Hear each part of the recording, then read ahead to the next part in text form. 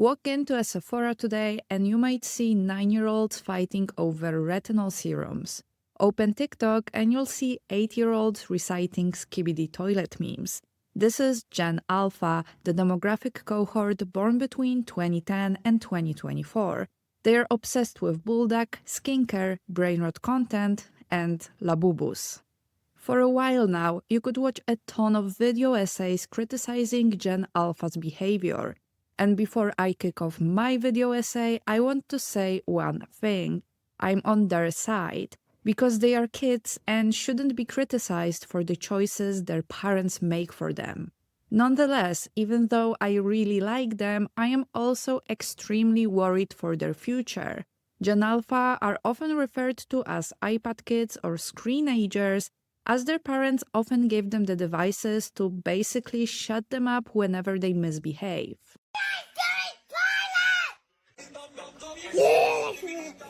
According to recent studies, the average watch time in the 8 to 12-year-old age group is 4 hours and 44 minutes, and it rises to 7 hours and 22 minutes for those aged 13 and older.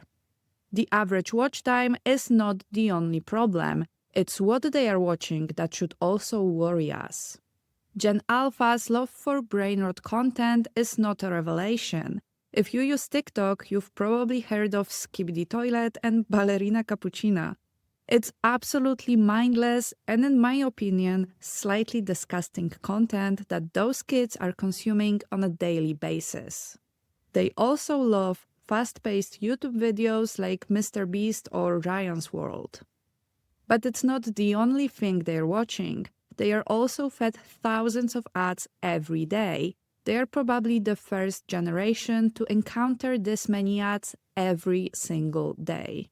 Get ready with me for my Barbie shoot. So first we need concealer. Barbie's face is sparkly, you know that.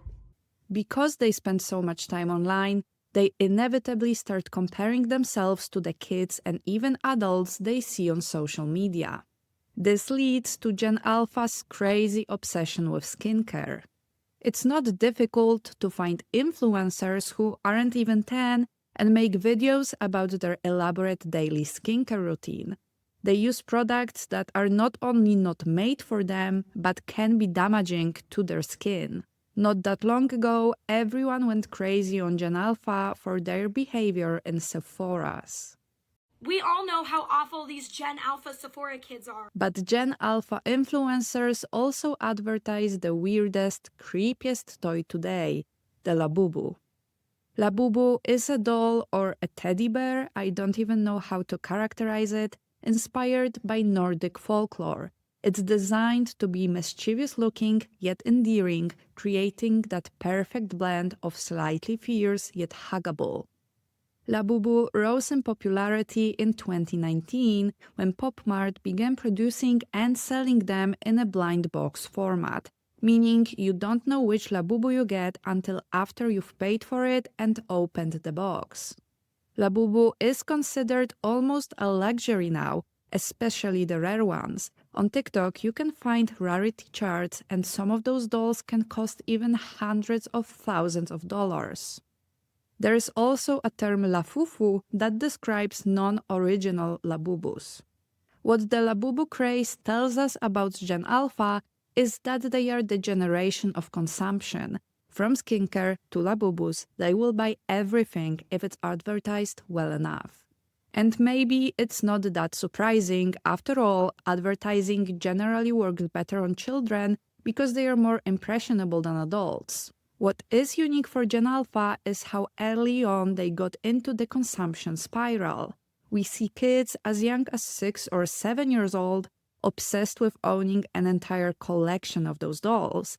They storm Sephora's to create multi-step routines just because some influencers do that. What is also sad is the progressing eradication of originality. Labubus are technically supposed to be unique, some of them more rare than others, sold in blind boxes to incite curiosity.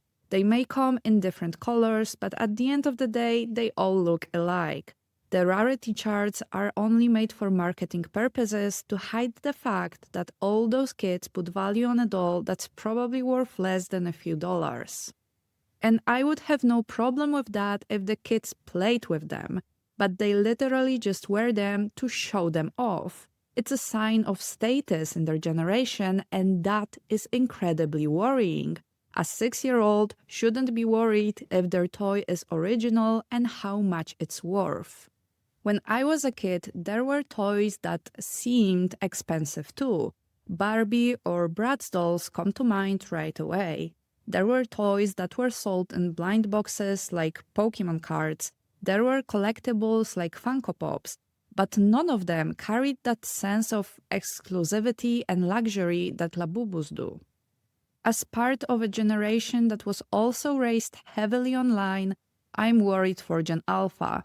I see people my age having troubles with social interactions and adjusting to the adult world. And if you add the obsession with consumption which Gen Alpha exhibits to the mix, that may result in a generation completely ill-fit to the reality of being an adult. With rising prices of houses and basic necessities, those kids will be just as unable to afford a living as we are, and it will be much harder for them to deal with that once a new Labubu comes around. Every generation has had its toys, its obsessions, its moments of cringe. But Gen Alpha's world is unique because it isn't built on play, it's built on consumption. And if childhood is already about luxury skincare routines and $500 blind box dolls, what happens when they grow up?